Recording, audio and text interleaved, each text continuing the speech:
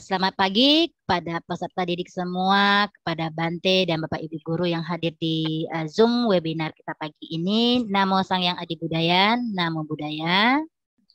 Hari ini webinar kita kedua akan kita mulai ya, yang akan disampaikan oleh Yang Mulia Biku Tira Sobano dengan materi kewajiban anak kepada orang tua. Jadi untuk tidak memperpanjang waktu dan kita menghemat waktu yang ada, biar Bante bisa menyampaikan materi dengan cukup waktu, saya persilakan kepada Yang Mulia Biku. Waktu saya berikan. Silakan Bante. Baik, terima kasih Lause.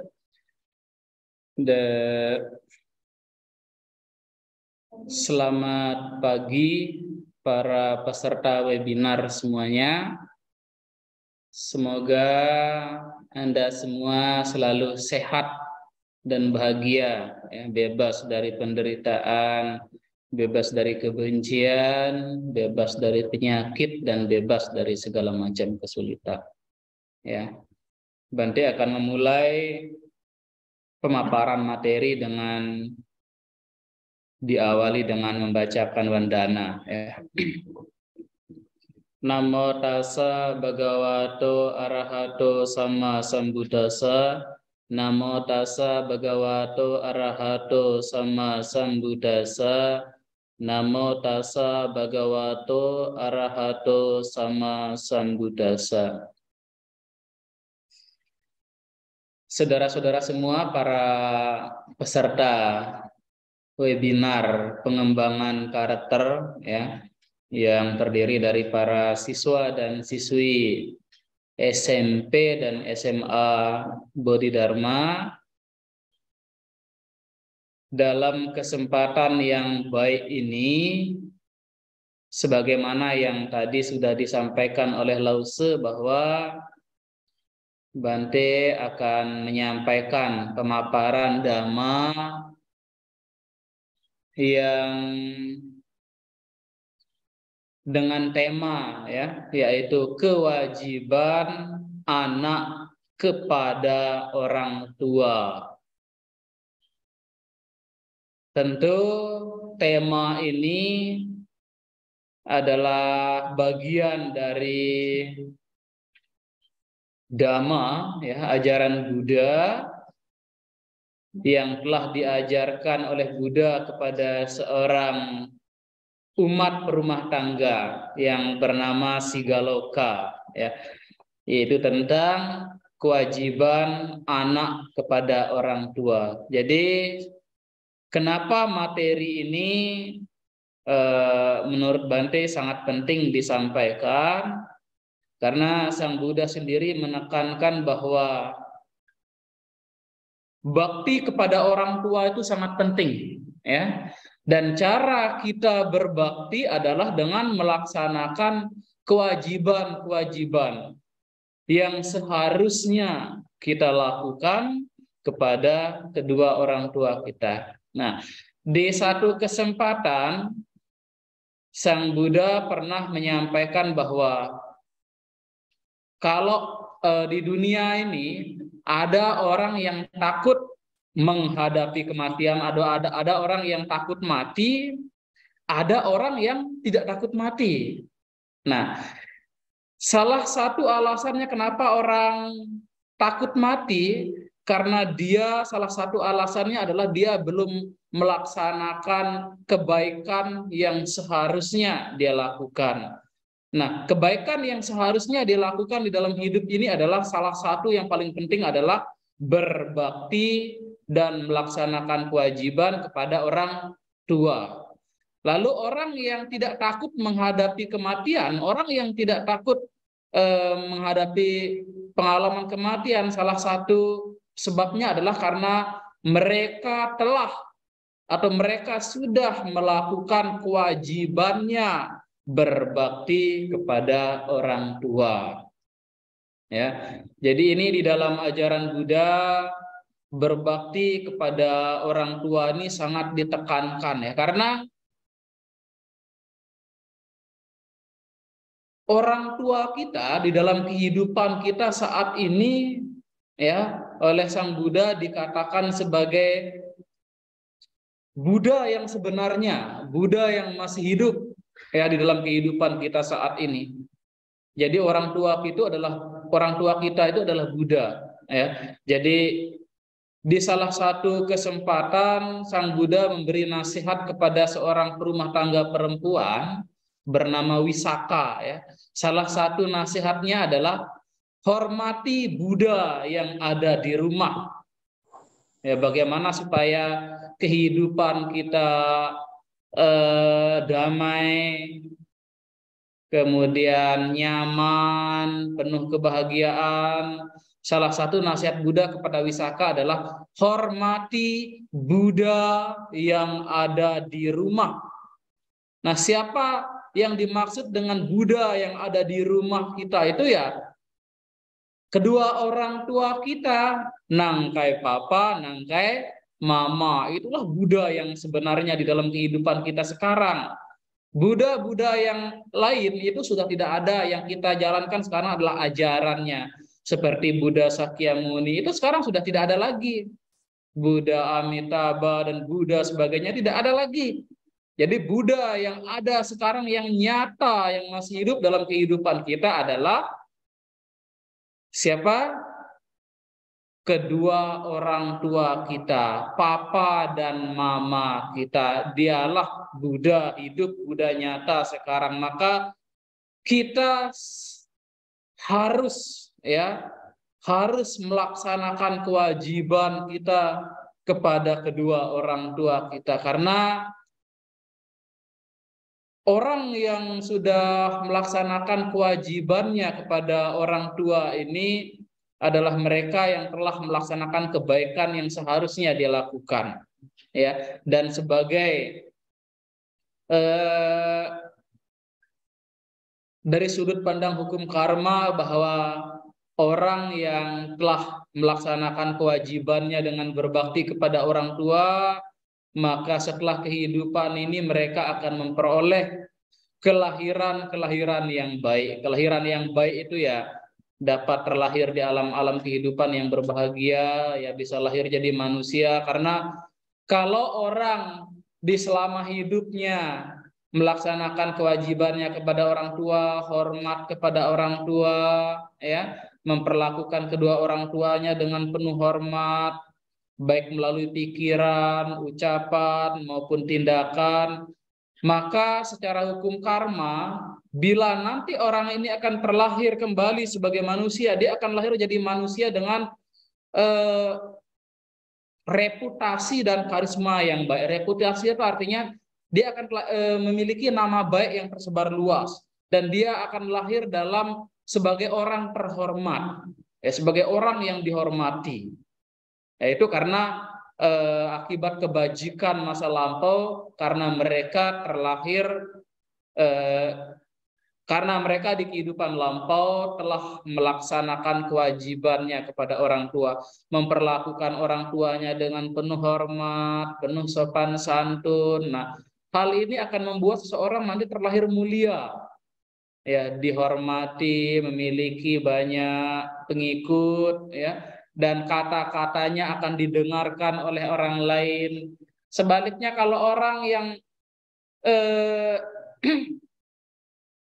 tidak bersikap tidak hormat terhadap orang tua, tidak sopan sama orang tua, ya kata-katanya nggak akan didengar orang, gitu. Ya, kenapa banyak orang di dalam hidup ini ketika dia berbicara apapun orang nggak percaya, orang nggak dengar, karena salah satu akibatnya adalah akibat karma buruk. Mungkin di kehidupan lampau mereka tidak menghormat kepada orang tua, ya, karena Sang Buddha sendiri dengan kita menghormat orang tua itu artinya kita telah benar-benar telah menghormat kepada Buddha.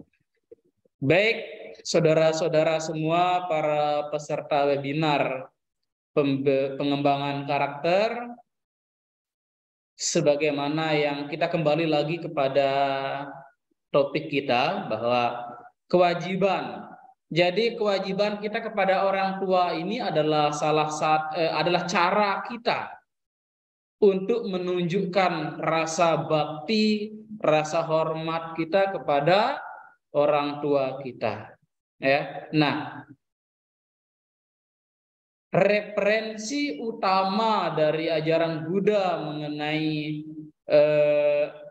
kewajiban kita kepada orang tua ini bersumber dari salah satu khotbah Buddha yang terkenal yang disebut Sigalo Wada Sutta. Mungkin para peserta webinar semuanya ya di pelajaran agama Buddha secara formal sudah pernah membahas tentang Sigalo Wada Sutta ya. Sigalo Wada Sutta ini berisi dhamma-dhamma yang penting, yang mendasar dan yang sangat penting bagi seorang perumah tangga.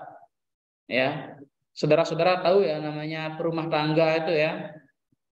Perumah tangga itu artinya seorang umat Buddha yang menjalani kehidupan berumah tangga. Yaitu umat Buddha yang berumah tangga atau yang menikah. Nah, di dalam salah satu bagian dari Sigalo Wada Sutta ini yang paling penting adalah tentang kewajiban timbal balik. Nah, di situ ada kan pertama Sang Buddha menjelaskan tentang praktek yang dilakukan oleh Sigaloka. Ini dia tiap hari itu, tiap pagi-pagi itu dia subuh-subuh harus bangun ya. Ini sebetulnya pesan orang tuanya. Jadi Sigaloka ini orang tua papa mamanya itu adalah orang yang berkeyakinan terhadap Sang Buddha dan ajaran-ajarannya ya, dan termasuk adalah murid perumah tangga dari Sang Buddha sendiri yang sangat taat. Tetapi Sigaloka ini meskipun kedua orang tuanya adalah orang yang berkeyakinan, orang yang tertarik terhadap ajaran Buddha, tapi Sigaloka sebaliknya sama sekali tidak tertarik kepada Buddha dan ajaran-ajarannya ya. Jadi kan orang tua Sigaloka ini hampir tiap hari pergi ke wihara berdana makan kepada Sang Buddha dan para biku ya. Orang tuanya pun sudah berusaha mengajak Sigaloka, tapi Sigaloka tak pernah mau. Ngapain kita dana makan kepada Buddha? Ngapain kita dana makan kepada para biku? Ya, itu hanya akan membuat harta benda kita berkurang. Itu hanya akan membuat harta benda kita menjadi merosot. Nah, ini cara berpikirnya Sigaloka. Jadi orang tuanya tidak berhasil membujuk Sigaloka, tapi orang tuanya bijak. Orang tuanya tahu bagaimana caranya nanti Sigaloka supaya bisa bertemu dengan Buddha. Maka singkat cerita, kedua orang tuanya Sigaloka sudah saat akan meninggal ya. Sigaloka ini meskipun dia tidak tertarik dengan Sang Buddha dan ajaran-ajarannya, tapi dia sangat hormat kepada orang tuanya, dia sangat patuh kepada orang tuanya. Ya, meskipun orang tuanya berkeyakinan tapi dia tidak mau ikut-ikutan berkeyakinan, tapi dia sangat baik pada orang tuanya, dia sangat patuh ya. Nah, saat orang tuanya meninggal, orang tuanya berpesan kepada Sigaloka ya. Pesannya apa? Agar nanti setelah ayahnya meninggal, ayahnya berpesan, sebagai wujud baktimu kepada saya saat saya meninggal, pesan saya tolong kamu setiap hari, setiap pagi subuh ya, subuh itu kurang lebih sekitar jam 4 jam 5 pagi gitu, kamu setiap hari harus bangun. Dan apa yang harus kamu lakukan setiap pagi kamu bangun, kamu harus memberi penghormatan bersujud ke 6 arah. Ya, para peserta webinar sudah pernah dengar ya, sudah pernah baca Sigalo Wada Sutta ya. Ke 6 arah. Arah mana saja? Bisa ada yang bisa sebutkan? Megi barangkali. Arah mana saja Megi? Pertama ke arah timur. Ya. Lalu habis arah timur ke arah selatan, habis ke arah selatan ke arah barat, lalu habis ke arah barat ke arah utara, ya, habis ke arah utara, lalu ke arah atas, habis ke atas ke bawah. Nah, jadi dia ayahnya berpesan kamu harus bersujud ya, menghormat seperti itu setiap hari, setiap paginya, setiap kamu bangun subuh. Nah, sebagai anak yang patuh dan berbakti kepada orang tua, si Galoka ini menuruti, mengikuti ya pesan ayahnya, pesan orang tuanya waktu orang tuanya belum meninggal itu.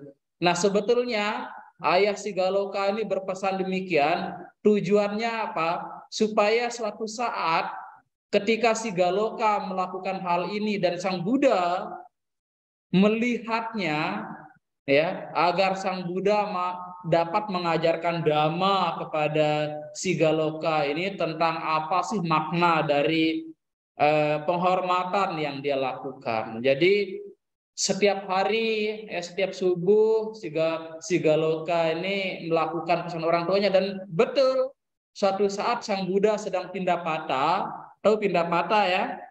Biasanya zaman Sang Buddha itu mereka bangun subuh-subuh sudah bangun pergi pindah patah, yaitu pergi keliling ke rumah-rumah atau ke kampung-kampung untuk mengumpulkan dana makanan, memberi kesempatan pada umat rumah tangga untuk memupuk kebajikan dengan berdana makanan kepada Sang Buddha dan para biku. Nah, pada satu hari ketika Sang Buddha dan para biku sedang berpindah patah, dan kebetulan lewat di dekat tempat si Galoka melakukan penghormatan sebagaimana pesan orang tuanya ini, ya, Sang Buddha bertanya ya kepada si Galoka, apa yang sedang kamu lakukan, ya.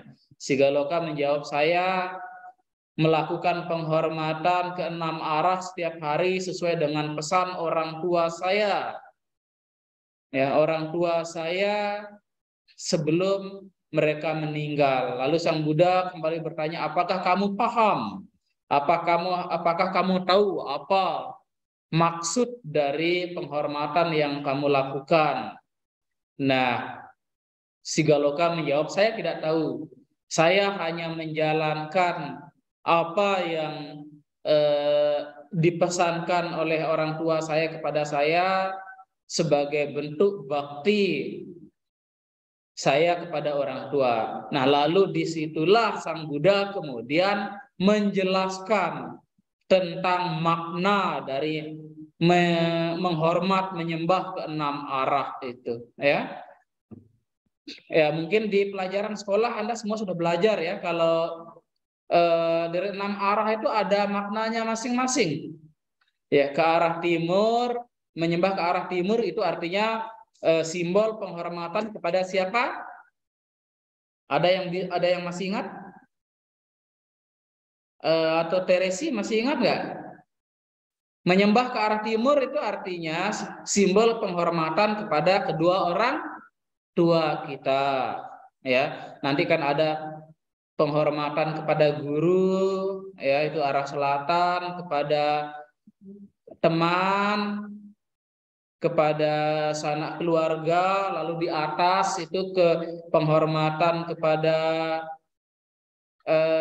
para guru-guru spiritual, ya, kalau di zaman Sang Buddha itu kepada para Brahmana dan para Samana. Lalu bawah adalah penghormatan kepada anak buah kita. Nanti kalau Anda bekerja ya di suatu perusahaan atau di suatu instansi, punya jabatan tinggi, tentu Anda punya anak buah, Anda punya bawahan, maka Anda juga sebagai atasan juga wajib menghormat kepada bawahan. Kalau Anda seorang bawahan, Anda wajib menghormat kepada atasan, itu maksudnya, ya. Nah, lalu Sang Buddha mengajarkan tentang makna dari penghormatan terus dan menjabarkan secara detail menghormat kepada orang tua itu caranya bagaimana, menghormat kepada guru itu caranya bagaimana, menghormat kepada sanak keluarga itu caranya bagaimana, menghormat kepada teman, sahabat caranya bagaimana, kepada atasan seperti apa, itu sudah dijelaskan di dalam Sigalo Wada Sutta secara mendetail. Nah, pada kesempatan yang baik pada hari ini, ya Bante hanya akan menjelaskan tentang penghormatan yang pertama, yaitu penghormatan ke arah timur sebagai simbol penghormatan kepada orang tua, nangkai papa, nangkai mama. Nah, kita hanya akan berbicara tentang arah timur tadi, yaitu menghormat kepada orang tua dengan melaksanakan kewajiban kita. Nah, di setiap makna-makna penghormatan tadi ada Sang Buddha mengajarkan juga tentang hubungan timbal balik.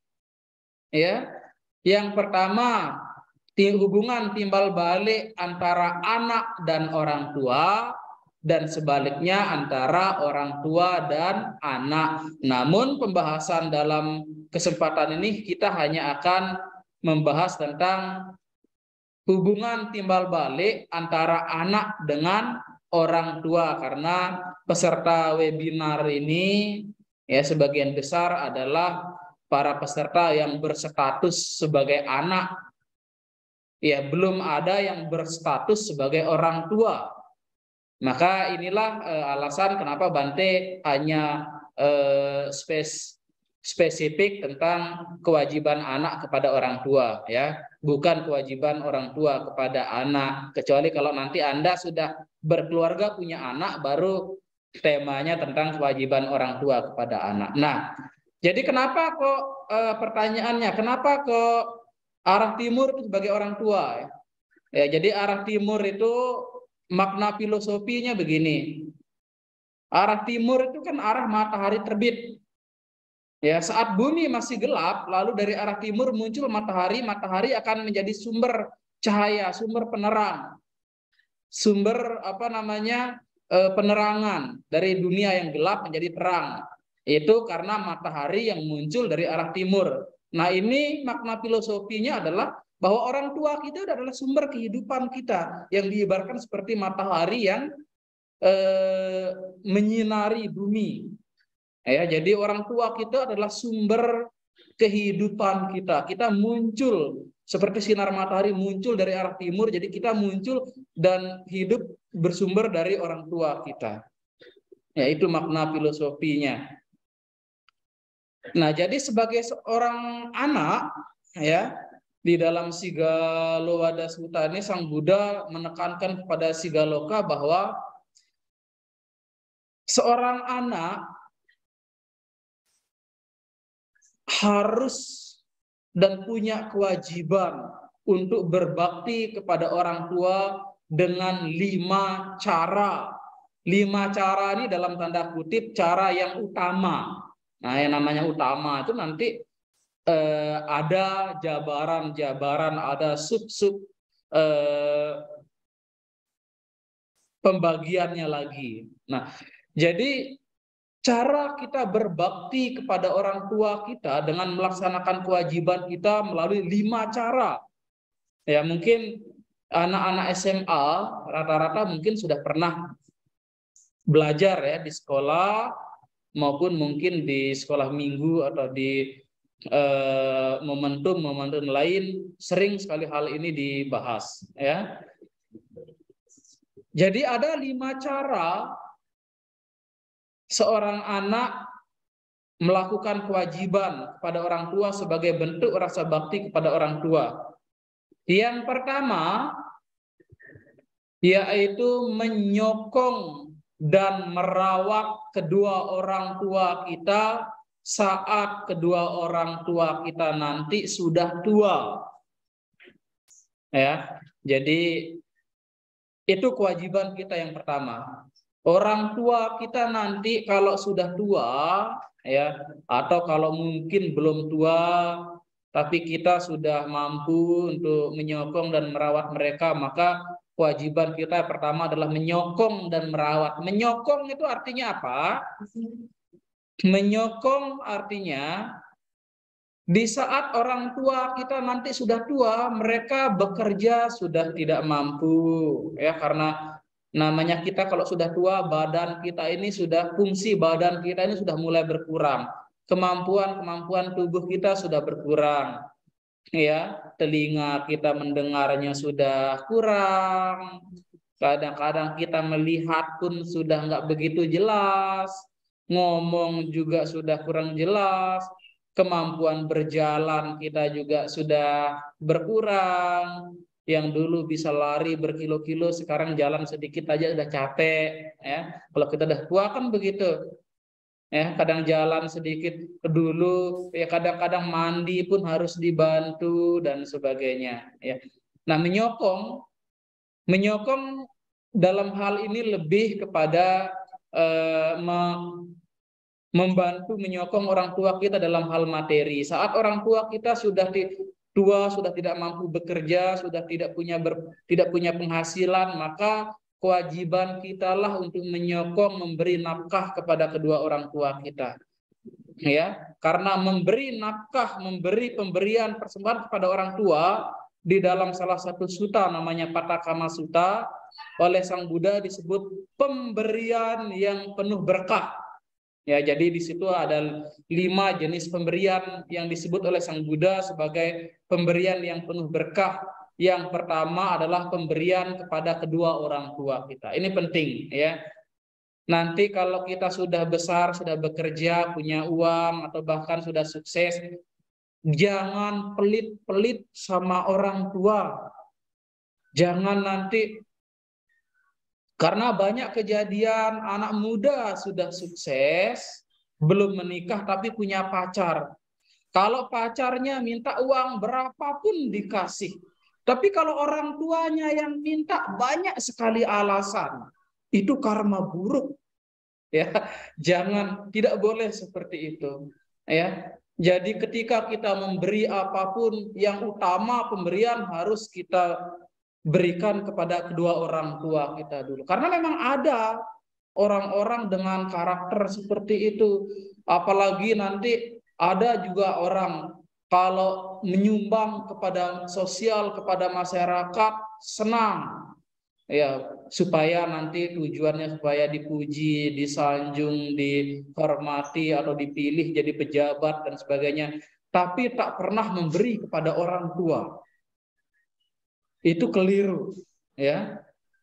Jadi itulah yang disebut menyokong kedua orang tua kita, memberi nafkah, memberi apapun yang dibutuhkan oleh orang tua kita ketika mereka sudah tua, sudah tidak mampu bekerja dan sudah tidak memiliki penghasilan, ya, maka kita sebagai anak harus punya kewajiban untuk menyokong mereka di dalam hal materi. Ya, jadi Bante sering sampaikan kalau Bante pergi ke daerah-daerah itu, umat-umat itu dana makannya itu sangat semangat, sangat antusias. Ya, nah sebelum makan biasanya Bante pastikan di rumah orang tua kita sudah makan belum. Ya, jadi jangan, karena ada umat Buddha yang kalau dana makan kepada biku juga begitu semangat, begitu antusias. Tapi kadang melupakan, kadang orang tuanya belum makan, dia tak tahu. Ya. Nah, ini juga tidak tepat. Ya, ketika kita berdana makanan kepada siapapun, pastikan dulu orang tua kita sudah tidak kekurangan dulu. Jangan nanti kita masak enak-enak untuk kasih biku, tapi orang tuanya minta kita nggak kasih. Ya, jadi orang itu namanya menyokong orang tua. Sama seperti yang Bante sampaikan tadi, ya. Kalau Anda sudah bekerja, sudah berpenghasilan, orang tua kita sudah tua, sudah tidak mampu bekerja, maka itu kewajiban kita untuk memberi materi kepada kedua orang tua kita. Kalau orang tua kita minta uang, jika ada, beri, mai-coy alasan. Ya, karena ya seperti yang Bante bilang, ada seorang laki-laki sukses, ya, ngasih orang tuanya uang masih mikir-mikir, tapi dia punya pacar, minta berapapun dia kasih. Ya, ingat orang tua kita itu adalah sumber kehidupan kita. Ya, jadi kewajiban kita dalam dunia ini adalah berbakti kepada orang tua kita. Orang tua kita itu jasanya kepada kita itu sangat tidak terbatas. Bahkan Buddha mengatakan bahwa untuk membalas jasa baik orang tua kepada kita itu kadang tidak bisa kita lakukan dalam satu kehidupan. Ya, kecuali kalau kita telah melaksanakan tugas kita itu nanti yang ketiga atau yang kedua nanti ya. Nah, itu namanya menyokong ya. Jadi kalau nanti orang tuanya sudah tua nggak ada duit ya Kak, ya dia kewajiban kita kasih dia tiap bulan atau tiap minggu. Jangan nanti kasih uang kepada orang tuanya setahun sekali. Ya kalau setahun sekali tapi banyak sih nggak masalah. Nanti ngasihnya cuma cetiau. Ya, kasih orang tua uang cetiau, kasihnya ceni cepai. Ya nggak cukup, apalagi untuk hidup di Batam ini. Ya 1 juta itu untuk beli ciak saja 1 bulan tidak cukup, apalagi 1 tahun. Ya, jadi kita juga harus paham. Ya, memberi kepada orang tua itu efeknya itu sangat ini. Kenapa banyak orang terlahir kaya itu? Karena memang dia rajin memberi, terutama kepada orang tua. Karena pemberian kepada orang tua ini disebut dengan pemberian yang penuh berkah. Nah, itu menyokong. Tadi kan pertama menyokong dan merawat. Sekarang merawat. Ya, tahu artinya merawat ya? Nah, kalau orang tua kita sudah tua nanti, ya, kan kemampuan tubuhnya itu untuk melakukan aktivitas kan berkurang. Mungkin jalan itu kemampuannya berjalan mungkin sudah berkurang, kadang naik tangga harus di apa itu namanya? Pegang ininya tangannya dipapah. Lalu kadang-kadang mungkin nggak mandi sendiri, lalu kemudian kalau ke toilet numpang saya kadang dia nggak siramnya nggak bersih, ya itu kewajiban kita untuk membersihkannya ya. Jadi beberapa waktu lalu ya, tapi udah lama Bante pernah baca sebuah poster ya yang satu ada ungkapan-ungkapan yang sangat menyentuh ya dari orang tua. Saya juga membaca tentang biografinya Bapak B.J. Habibie, ya bagaimana orang tua itu begitu rindu, begitu besar keinginan mereka supaya di masa-masa tua mereka itu anak cucu, anak menantu dan cucu menemani mereka. Jadi ada sebuah ungkapan, ini aslinya dari bahasa Mandarin tapi ada terjemahan bahasa Indonesianya. Cuma saya akan sampaikan hanya dalam bahasa Indonesia karena ya lause Gusni saya tidak bisa menyampaikan dengan bahasa Mandarin ya. Nah, jadi ada pertama ada ungkapan, jika saya nanti sudah tua dan saya sering mengulang kata-kata yang sama, ini pesan orang tua kepada anak ya. Saya mohon kamu jangan bosan mendengar kata-kata saya yang terus-menerus saya ulang-ulang.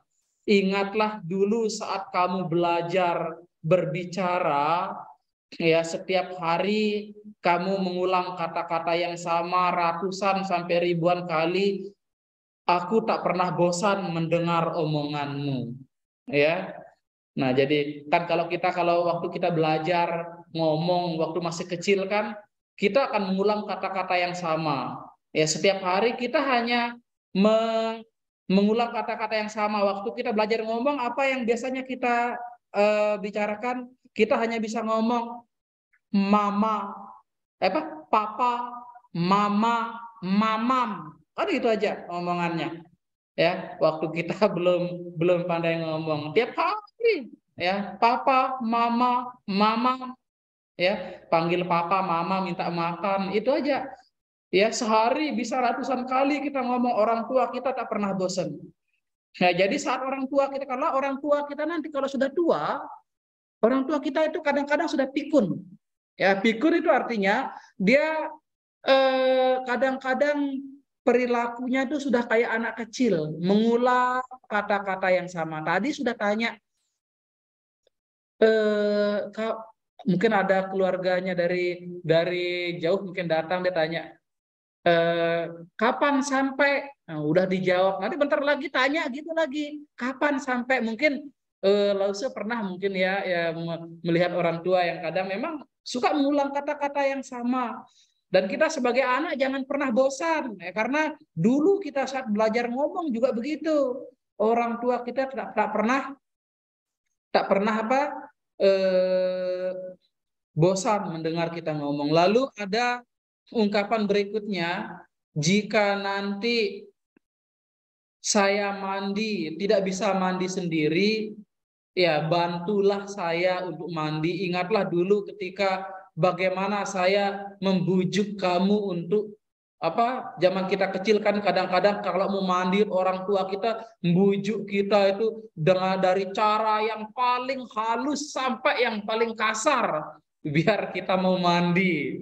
Ya, jadi nanti kalau orang tua kita udah tua, mungkin dia kalau mandi sendiri badannya nggak bersih, ya, atau mungkin kalau pang saya di toiletnya nggak bersih, ya, kewajiban kita untuk membantu mereka mandi, bersihkan toilet dan sebagainya. Jangan kita sudah besar, kita sudah dewasa, mau bersihin toilet aja untuk kita pakai orang tua yang kita suruh, ya, itu namanya tidak tidak sopan, ya. Jadi kita yang harus membantu orang tua kita. Kemudian saat orang tua kita sakit, ya, maka kewajiban kita adalah merawat mereka dengan penuh cinta kasih, dengan lemah lembut, dengan penuh apa namanya belas kasih. Ya, saat orang tua kita sudah tua, sudah tidak mampu melakukan apa-apa, kewajiban kita untuk membantu mereka melakukan segala aktivitas mereka, ya. Nanti kalau orang tua kita sudah tua, kadang makan pun sering belepotan, tumpah-tumpah, ya kita punya kewajiban untuk merapikan. Ya, ingatlah saat kita dulu belajar makan, ya kita nggak mau makan sendiri, orang tua kita suapin kita. Maka nanti kalau orang tua kita nggak bisa suap sendiri, kita juga harus suapin, gitu loh. Ya, karena itu memang perilaku-perilaku seperti itu disebut sebagai perilaku yang mulia. Ya, jangan nanti kita karena banyak orang yang gini, saya pernah menemukan ada orang menjadi aktivis organisasi sosial, dan mereka sering melakukan bakti sosial, merawat orang-orang tua di panti jompo. Ketika mereka berkunjung ke panti jompo, mereka rawat orang tua, potong kukunya lah, cuci kaki orang tua di panti jompo. Tapi kuku orang tuanya sendiri di rumah nggak pernah dipotong, ya. Kaki orang tuanya di rumah nggak pernah dicuci. Nah, ini juga keliru, itu yang Bante sampaikan tadi, ya. Ketika kita melakukan kebaikan terhadap orang lain, maka pastikan dulu orang tua kita memang sudah mendapatkan hal-hal tersebut, ya. Karena apa? Merawat orang tua, kata Sang Buddha pernah mengatakan bahwa dengan merawat kedua orang tua kita dengan baik, dengan penuh cinta kasih, dengan hormat, itu artinya kita benar-benar telah merawat Buddha, karena orang tua kita lah Buddha sesungguhnya di dalam kehidupan ini, ya. Jadi itu kewajiban kita yang pertama, yaitu menyokong dan merawat orang tua kita saat mereka nanti sudah tua. Ya, beberapa tahun yang lalu ada umat ini entah itu curhat, entah itu mengeluarkan unek-uneknya begini. Jadi ketika Bante selesai menyampaikan tentang kewajiban ini, dia mengatakan mungkin dia punya masa lalu yang kelam berkaitan dengan orang tuanya. Katanya waktu dia baru lahir, ya, waktu dia baru lahir, papanya ini pergi, ya, pergi tanpa berita dan tak pernah memberi nafkah kepada ibunya dan dirinya sehingga pada satu waktu dia sudah besar, dia sudah bekerja dan dia sudah mulai sukses. Lalu katanya ayahnya datang. Ya, ayahnya datang kepada dirinya. Sebenarnya dia katanya nggak pernah kenal ayahnya, cuma dia diberitahu ibunya bahwa itu ayahnya dulu, dan mungkin dari kecil dia sudah diceritain sama ibu tentang bagaimana kondisinya, ya. Jadi setelah mendengar ceramah saya, dia curhat atau mungkin protes gitu sama saya, ya. Jadi dia bilang, bagaimana mungkin saya menghormat kepada ayah saya dengan kondisi seperti itu, katanya. Ya, saya bilang hidup ini bukan tentang siapa yang terbaik, ya. Namanya kesalahan, entah kesalahan itu kecil, kesalahan itu sedang, atau kesalahan itu besar, ya. Kalau memang kita paham, memang kita memahami bahwa dia adalah orang tua kita, ya, walau bagaimanapun tetap kalaupun Anda tidak ingin menyokong dan merawat dia nanti sudah tua, minimal Anda tidak membenci. Tapi dibilang, waduh susah Bante. Kalau saya dengar mama saya cerita bagaimana menderitanya mama saya waktu lahirin saya, waktu merawat saya, mama harus bekerja, saya harus dititipin sama nenek dan sebagainya. Ya, saya tidak benar-benar istilahnya tidak respect dengan orang tua, ya. Jadi saya bilang, saya hanya menyampaikan bahwa dalam sudut pandang Dhamma, ya, istilahnya kan begini, jika kita mampu, katanya memang ayahnya itu sekarang ya kondisinya sudah kurang, sudah tidak baik. Ya, mungkin sudah tidak punya pekerjaan, tidak punya penghasilan. Kalaupun ada pekerjaan, mungkin penghasilannya tidak cukup, ya. Ya, kalaupun mungkin kita tidak mampu atau tidak mau membantu mereka, minimal jangan menambah penderitaan mereka. Gitu aja, ya. Nah, jadi kita kembali lagi ya ke topik kita. Yang pertama tadi, kewajiban anak kepada orang tua tadi adalah menyokong dan merawat orang tua kita saat mereka sudah tua, ya, atau saat mereka sedang sakit. Jangan nanti orang tua kita sudah tua, lalu dengan alasan kita tidak punya waktu, tidak punya istilahnya tidak sempat, lalu membawa orang tua kita ke panti jompo. Bante pernah lihat cuplikan sebuah film, tapi film ini berhubungan dengan Dhamma, ya. Dia berbahasa Mandarin, tapi ada terjemahan bahasa Indonesianya loh waktu itu, ya. Saya sangat tertarik dengan salah satu bagian dari film ini. Jadi pada suatu pagi ada seorang ayah dan anaknya yang masih kecil. Anak-anak ini mungkin usia SD kelas 1, kelas 2 gitu. Dan sama ada orang tua. Orang tua ini adalah papanya si ayah ini. Ya, dia udah tua. Jadi pergi mengendarai mobil bertiga. Di tengah jalan, si anak kecil tadi tanya sama papanya, ya, yang tua tadi kakeknya. Dia tanya sama papanya, "Pak, kita mau kemana?" Papanya jawab, "Kita mau bawa kakek ke panti jompo," katanya. Dia harus tanya. Anaknya tanya lagi, "Kenapa Pak kakek kita bawa ke panti jompo?" Papanya jawab, "Karena kalau kakekmu tidak kita bawa ke panti jompo, kasihan nanti di rumah. Di rumah kakekmu tidak ada yang jaga, tidak ada yang rawat, tidak ada yang kasih makan dan sebagainya. Kamu tahu sendiri papa mama sibuk bekerja, pergi pagi pulang malam. Jadi papa tidak punya waktu untuk merawat dan mengurusi kakekmu di rumah." Jadi anaknya mengerti, "Oh gitu ya Pak. Jadi kalau begitu berarti nanti kalau papa sudah tua dan saya sudah bekerja, berarti nanti saya bawa papa juga ke panti jompo katanya.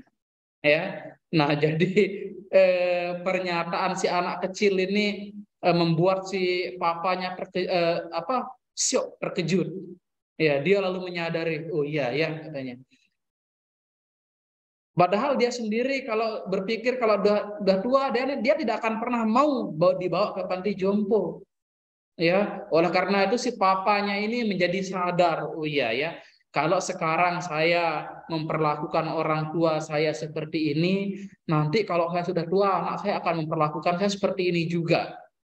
Maka mereka berhenti di tengah jalan, putar arah balik ke rumah, nggak jadi pergi ke panti jompo. Dan si kakek oleh anaknya ini, si kakek tadi dirawat dengan baik, dengan penuh cinta kasih di rumah sampai si kakek itu meninggal. Nah, itulah yang seharusnya dipraktekkan oleh umat Buddha. Jangan hanya dengan alasan wo meyo secien, ya, kalau lalu saya bilang tidak ada waktu, ya, lalu kita tidak mau merawat orang tua kita saat mereka sudah tua. Itu artinya kita telah melewatkan kesempatan yang sangat berharga untuk berbuat kebajikan. Karena apa? Merawat orang tua kita, menyokong orang tua kita, memberi kepada orang tua kita adalah kebajikan yang kualitas nilai kebajikannya tidak terbatas. Kalau kita nggak mau rawat orang tua kita dalam kehidupan ini selagi kita bisa, maka artinya kita telah melewatkan kesempatan kita untuk mempraktekkan kebajikan yang besar tadi. Ya. Jadi oleh karena itu laksanakanlah kewajiban kita kepada orang tua ini dengan sebaik-baiknya, semaksimal mungkin, dan dengan penuh tanggung jawab. Lalu yang kedua, ya, kewajiban kita kepada orang tua yang kedua yaitu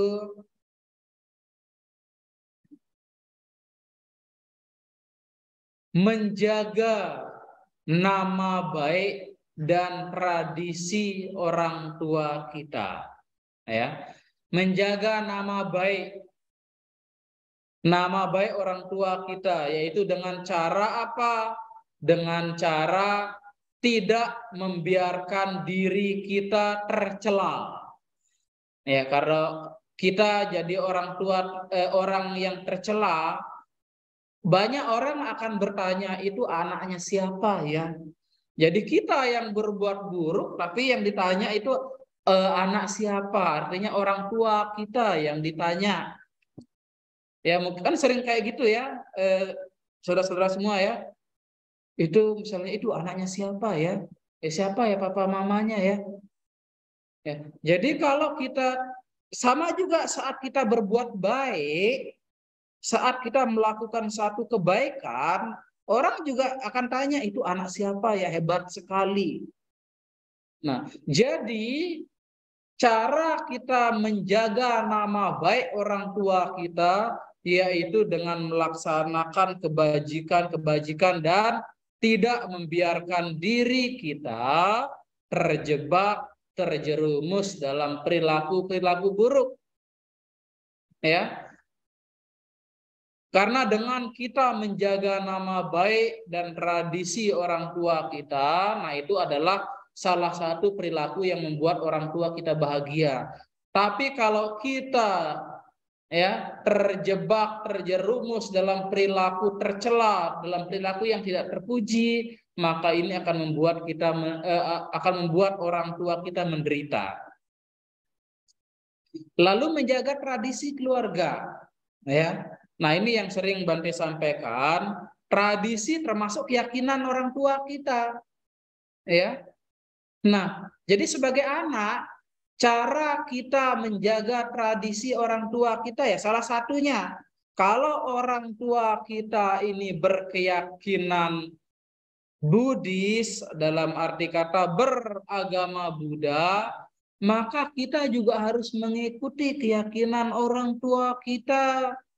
Jangan nanti orang tuanya beragama Buddha, aktif di wihara, menjadi pengurus wihara, anaknya setiap minggu pergi ke tempat ibadah agama lain. Berarti itu artinya kita tidak bisa menjaga tradisi dan keyakinan orang tua kita.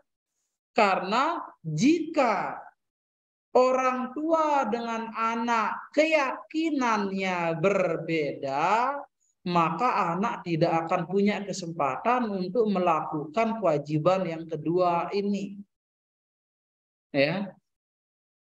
Seperti mungkin saudara-saudara pernah dengar cerita Bante waktu di rumah duka Batam, ya. Ada orang tua meninggal, orang tua ini agamanya Buddha. Dia punya anak, ada 4 ya, semuanya sudah berkeluarga. Dan keempat anaknya ini tak ada yang beragama Buddha. Mereka beragama non-Buddhis. Sehingga kalau tradisi orang di rumah duka sana kan kalau hormat orang tua kita di saat terakhir kan kita harus pehyo, tuh pehyo ya, sembahyang dupa untuk penghormatan. Nah, karena anak-anaknya ini beragama non-Buddhis dan mengatakan bahwa keyakinan mereka tak boleh sembahyang dupa, jadi anaknya tidak mau melakukan penghormatan. Jadi siapa yang melakukan penghormatan? Pembantunya si ibu yang meninggal ini, dan pembantunya pakai jilbab. Nah, Anda bayangkan bahwa orang-orang lain yang tidak ada hubungan keluarga, bahkan berkeyakinan lain, mau menghormati orang tua kita. Kita sendiri yang sebagai anak yang lahir dari orang tua kita nggak mau menghormati hanya dengan penyo gitu, tidak mau. Ya, itu karma buruk yang besar. Maka itulah yang Bante katakan, dalam kaitan dalam hubungannya dengan menjaga tradisi orang tua kita ini, ya kita harus memiliki keyakinan yang sama, ya, atau sama sadar, ya, kepada dengan orang tua kita supaya tidak terjadi hal-hal seperti itu, ya. Namanya karena berbeda keyakinan dengan orang tua lalu kita tidak mau memberi penghormatan kepada orang tua bahkan untuk terakhir kalinya, itu sungguh apa istilahnya, karma buruk. Kasihan sebetulnya anaknya, ya, karena telah melakukan karma buruk dengan tidak tidak membalas jasa orang tuanya. Jadi itu ya yang kedua, yaitu menjaga nama baik dan tradisi orang tua kita. Lalu yang ketiga yaitu melaksanakan tugas-tugas kita kepada orang tua kita dengan sebaik-baiknya dan penuh tanggung jawab. Nah, apa tugas kita kepada orang tua kita secara spiritual? Kan di awal tadi Bante sudah katakan bahwa jasa orang tua kita ini kepada kita ini sangat besar, bahkan tidak bisa kita balas dalam satu kehidupan. Tetapi ada tugas kita secara dalam sudut pandang Dhamma, ada tugas yang harus kita lakukan kepada orang tua kita, dan bila mana kita melaksanakan tugas ini, maka itu artinya kita hampir mampu membalas jasa budi orang tua kita kepada kita. Jadi kewajiban kita ketiga tadi melaksanakan tugas-tugas spiritual kepada orang tua kita dengan sebaik-baiknya dan penuh tanggung jawab. Apa tugas tersebut? Yaitu tugas kita secara spiritual kepada orang tua kita yang seharusnya kita lakukan, yang bahkan ini disebut sebagai kebajikan yang hampir mampu membalas jasa orang tua kita, yaitu mendorong orang tua kita untuk memiliki 4 jenis kualitas. Ya, yaitu yang pertama, kita harus mampu mendorong orang tua kita untuk berkeyakinan kepada Sang Buddha dan ajaran-ajarannya. Ya, jadi misalnya kita yang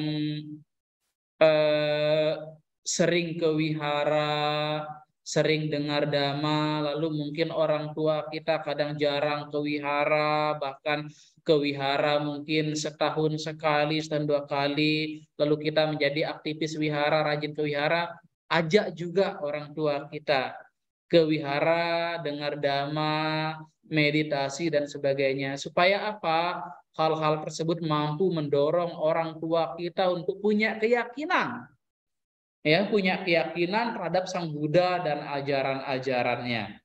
Nah, ini di dalam istilah teknisnya disebut sada. Jadi mendorong orang tua kita untuk memiliki sada, ya, mendorong orang tua kita untuk mempunyai keyakinan terhadap Sang Buddha dan ajaran-ajarannya. Nah, kalau kita mampu melaksanakan tugas ini di dalam hidup kita, ya, karena kan banyak orang tua kita tuh kalau diajak ke wihara kan malas, kayak le ajaklah yang ke wihara, wah di rumah masak aja, cuci baju le, ya, beres-beres rumah dan sebagainya. Jadi kalau kita di dalam hidup ini mampu membujuk, mendorong orang tua kita menjadi orang yang punya keyakinan terhadap Sang Buddha dan ajaran-ajarannya, maka Anda telah melakukan kebajikan yang sangat besar yang dikatakan hampir mampu untuk membalas budi baik orang tua kita. Lalu yang kedua, tugas yang kedua, kan tadi ada 4 ya. Dia tugas spiritual yang kedua yang harus kita lakukan, yaitu kita harus mendorong orang tua kita untuk memiliki moralitas, ya, untuk memiliki sila. Yang paling utama adalah kita harus mampu mendorong orang tua kita di dalam kehidupannya sehari-hari untuk melaksanakan 5 sila di dalam agama Buddha, ya. Minimal kita mampu mendorong orang tua kita agar dalam hidup ini dia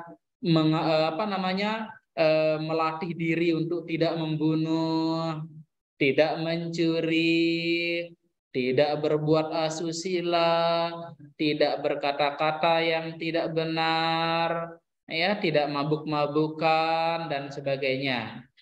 Jadi itu tugas yang kedua, tugas spiritual yang kedua, yaitu kita harus mampu mendorong orang tua kita untuk memiliki moralitas yang baik. Ya, terutama dalam hal ini adalah untuk menjalankan 5 sila dengan baik. Lalu yang ketiga, tugas yang ketiga yaitu kita harus mampu mendorong orang tua kita menjadi orang yang memiliki sifat murah hati.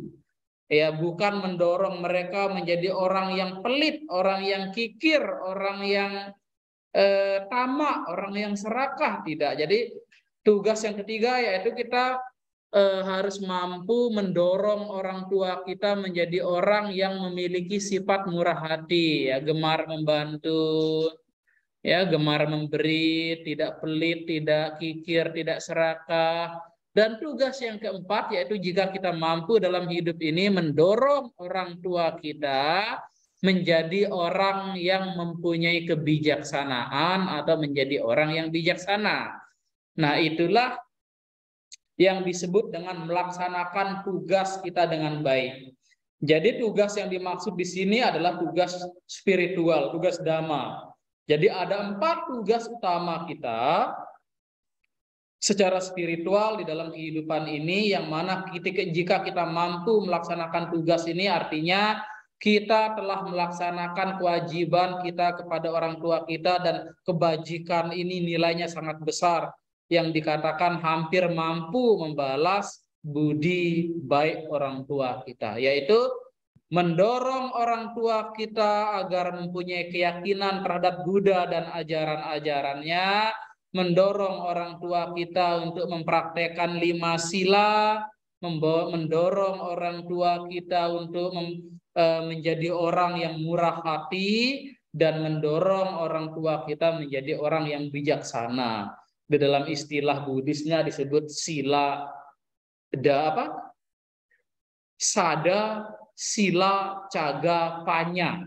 Ya, jadi tugas kita adalah mendorong orang tua kita untuk memiliki 4 kualitas ini, yaitu sada, sila, caga, panya tadi. Ya, itu yang ketiga.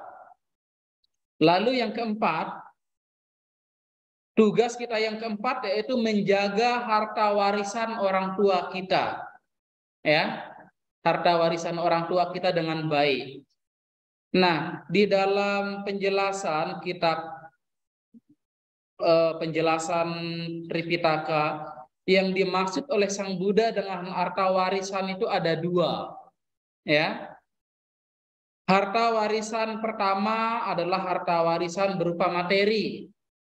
Ya, kalau ada orang tua kita memberikan kita materi, memberi kita harta, ya kita harus jaga dengan baik, jangan dihambur-hamburkan, jangan dibuat untuk foya-foya, kemudian jangan dilakukan untuk melakukan perbuatan-perbuatan yang dapat menyebabkan hilangnya harta kekayaan. Lalu harta warisan kedua yang sangat penting ya, yang harus kita jaga, yaitu menurut Anda apa harta warisan utama dari orang tua kita kepada kita apa? Ada yang mau berpendapat nggak? Apa warisan utama orang tua kita? Di dalam pandangan Dhamma, harta warisan utama orang tua kepada kita adalah tubuh jasmani kita ini dan kehidupan kita. Itu adalah warisan utamanya. Kalau seperti uang, lah, harta benda, rumah itu warisan yang nomor 2, yang sifatnya sekunder.